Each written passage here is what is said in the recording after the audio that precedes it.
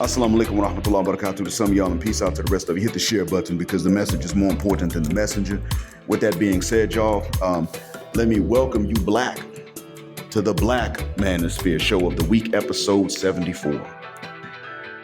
I did not stutter, I did not get tongue-tied, I said it exactly as I meant to, and we here at Jet Black Airways would like to thank you for joining us again.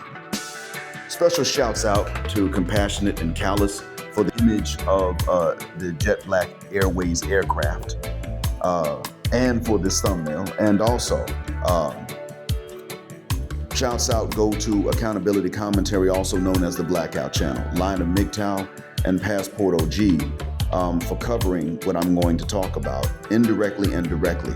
And shouts out to the Roger Report Live, Roger Stevens. He's Roger and he's right.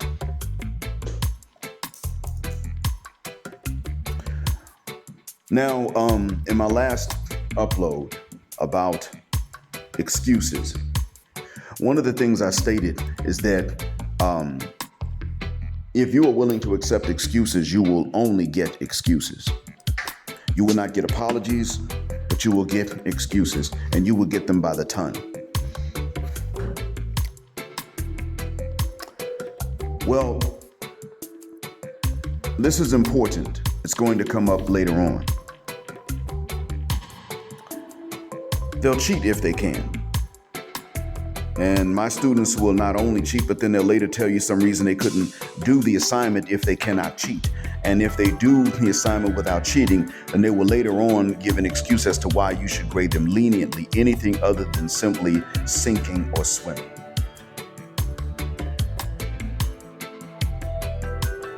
Now, I'll tell you that you should not grade them leniently in an environment like this because their teachers have not prepared them, and so then the job of preparing them is up to you. Falls on you by default, even though it's not your job. I've had to learn that refusing excuses does not necessarily mean that they're going to belly up, man up. But we still have to refuse the excuses.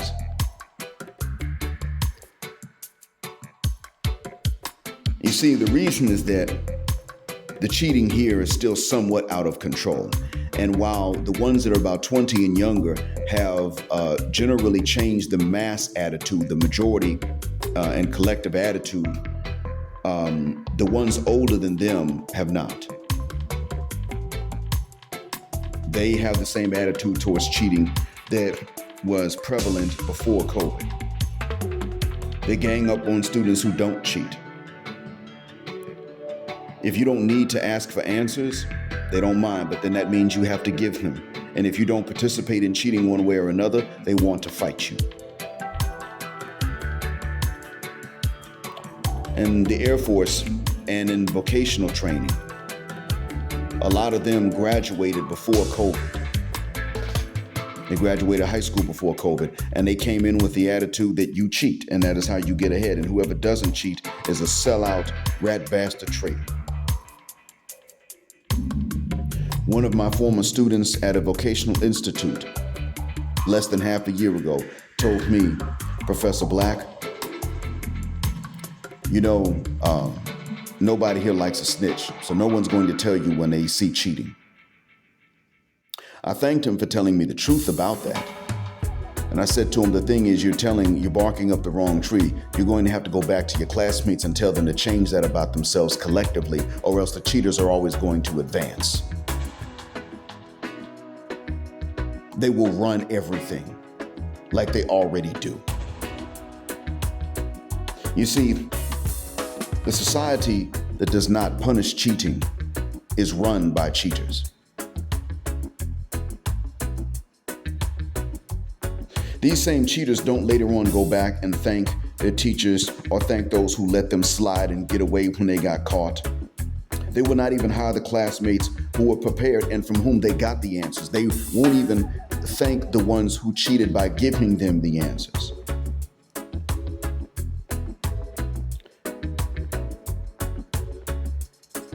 Yeah, it's like that.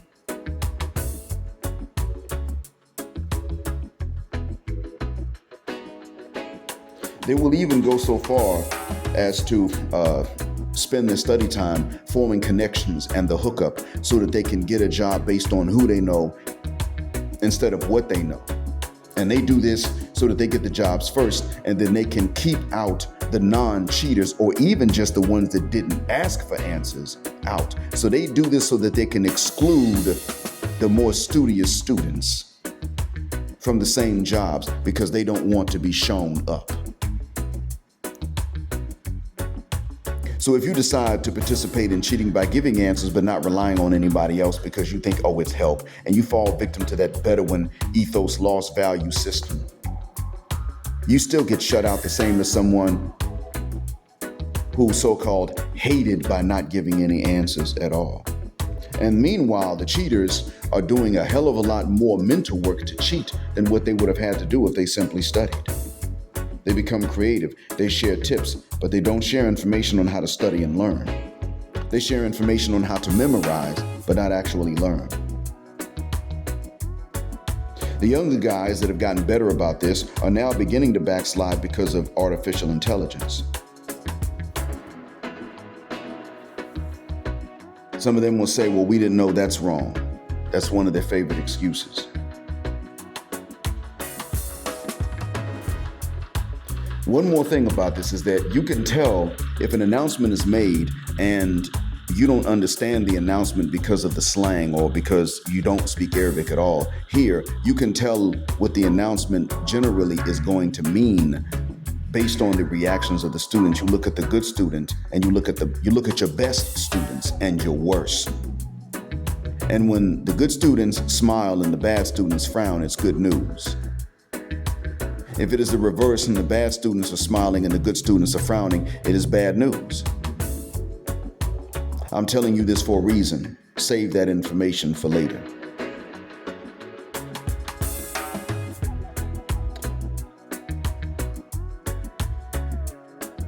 When I mention this to you, does this sound familiar? The insistence on dishonesty and fair exchanges, the hatred for the honest who will exchange fairly, the hatred of those who won't participate in the cheating, the social approval of cheaters who cheat on those who are most deserving of honesty and least deserving of being cheated, the insistence on taking without giving, and the hatred of those who give and take alike justly, the hatred for snitches for telling the truth, the demands for higher standards for what they receive, coupled with the refusal to meet any basic standards in what they deliver, the catch-22 that we face in dealing with them, the necessity of raising standards coupled with the knowledge that they won't ever raise themselves to any standards past the age of 17, and most importantly, the endless list of excuses they will offer.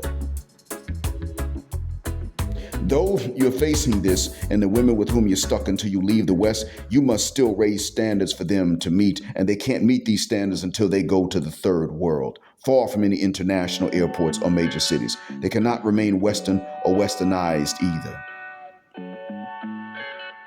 And one of the things that is going to separate them from the Western or the Westernized will be that they will always have excuses.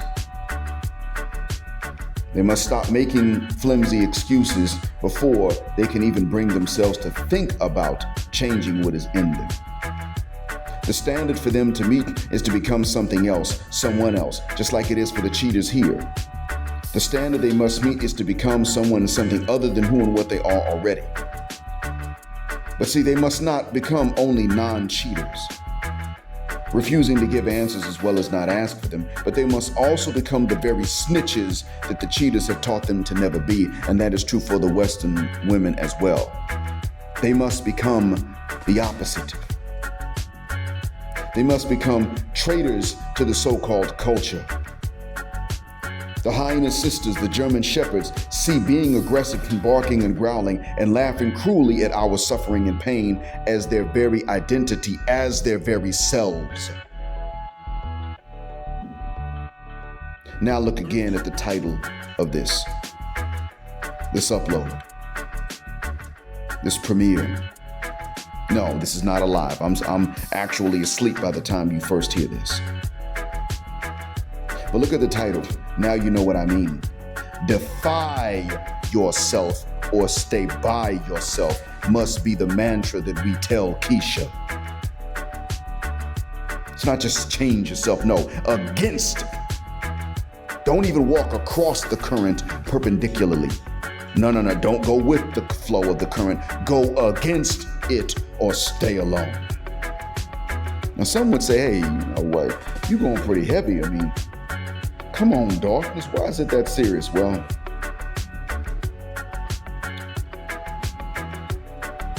that's because to go easier on us would be treachery in their eyes now, and will be opposite to what they believe is right to be and do, and therefore that is exactly what they must become. They must become the opposite of what they are to qualify for any of us, because they are currently your enemy and mine. The students here who cheat and the administrators who will blame us for it are enemies. The administrators who let them get away with cheating are our enemies. They have to change and become not just something else, but something opposite. The hyenas are the same thing. They must become not only something else, but something opposite, because they are enemies. So they must become exactly who they insult as pick-me's. And they must become the stereotypical image of what they mean when they say pick-me. Oh yeah, submissive and demure, while being young and good-looking. Or in my case, middle-aged and good-looking. But for most of you, it's young and good-looking. They need to become exactly that. Demure and submissive women who do fuck the walk their dads tell them first and what their husbands tell them later, and who cook for them and clean for them and whatever else that they need done but can't respect a man for doing if he does. If they stay in the West, they will not become even just different from what they are. Whether it's Germany, the UK, Australia, the USA, Canada, or Israel for that matter. No, they can't even go into Colombia and stay in Medellin or Bogota. They can't go to Brasilia or Rio. No, they need to go to villages whose names we can't find without zooming in on a map somewhere. Like villages on the banks of the Essequibo River in Guyana. Places in the Amazon where neither English nor Portuguese nor Spanish is spoken, but an indigenous language. They need to go to places where there are no machines to wash clothes and there are no machines to dry them, so they must do it by hand. They must become exactly those women who actually are, by comparison at least, poor and barefoot without access to education. They must become exactly what and whom they ridiculed. My other reason for saying this, for those who ask, is because most of you are not going to leave. You will not leave the West. You will not. Now, I'm not saying you don't want to. I'm not saying you will not try. Most of you simply will not be able to leave the West all at one time.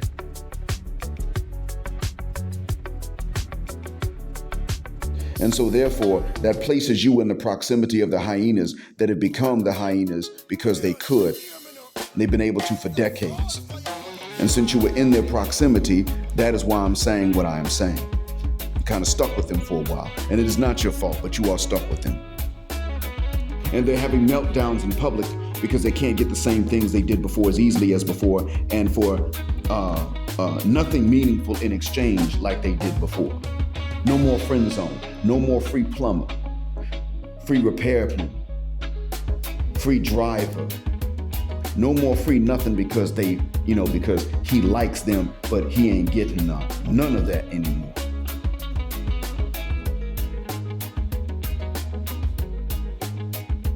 And they're having meltdowns at your expense.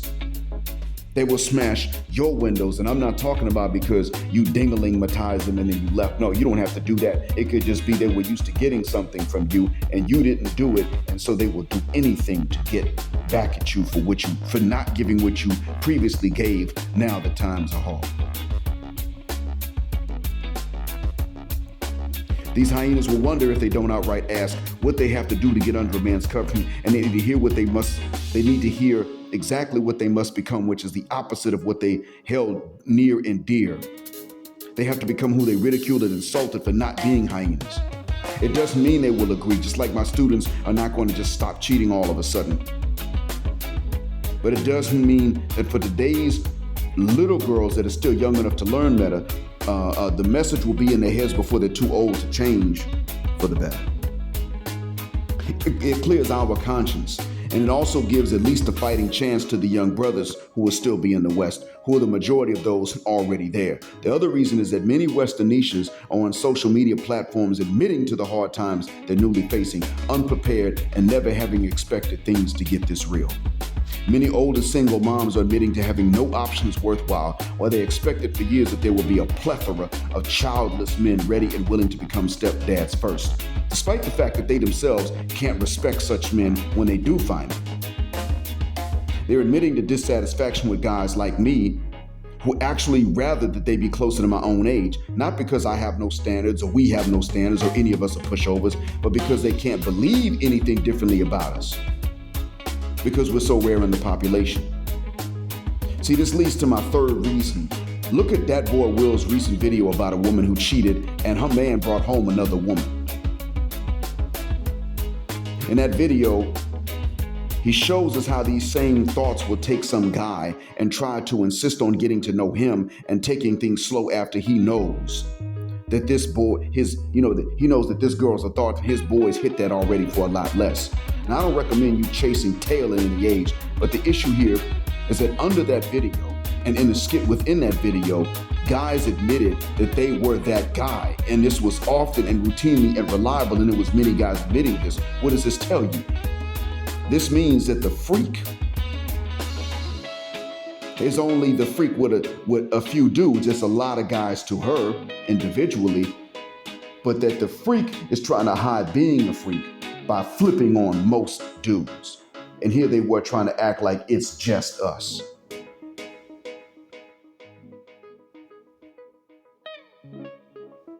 So she was not only acting with me like she all of a sudden wants to be chased.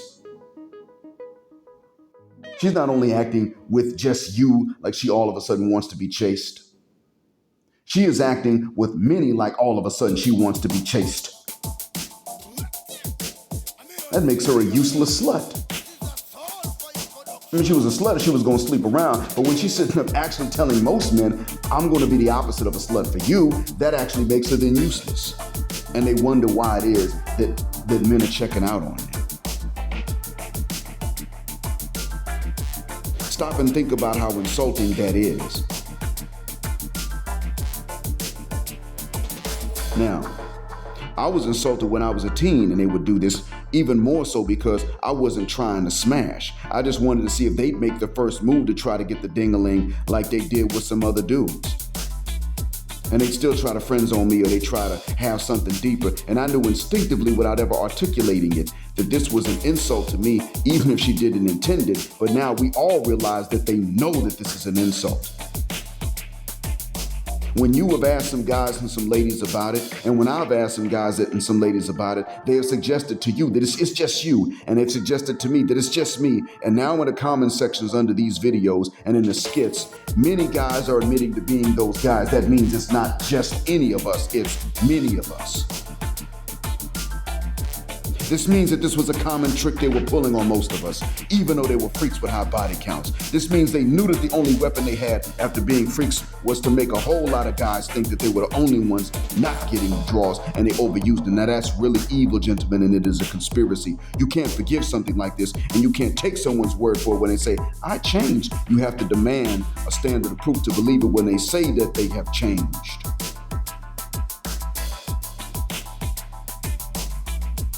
We brothers are already beginning to hold them, and increasingly so, to a standard of changing before they get old and have other men's kids or develop a gut and fat sides. We just didn't know that since they can't learn to meet that standard in mass as a cultural group collectively, that we'd have to raise it and take no excuses for not meeting it unless they would take excuses for not only not meeting their involuntary standards. I mean, take our excuses for not meeting their involuntary standards, but even their voluntary. I'm talking about what is voluntary and involuntary for us, but are still women's standards, such as height, weight, and wealth. Well, no, height, wealth, and junk size being involuntary and work ethic being voluntary. They need to take our invalid excuses for what is voluntary before we take any excuses from them. They aren't going to learn as they're too far gone, but their younger sisters and cousins that are still kids might learn something. And therefore, for our younger brothers, it might be better. The younger brothers that are still little boys right now, most of whom are not going to leave en masse. When they're older, today's little girls, being tomorrow's adult women, might know how to fairly treat the men who are still there in the West with them, realizing that the good guys still there have every reason to join their uncles and older brethren like me in traditional places like Thailand, or wherever else.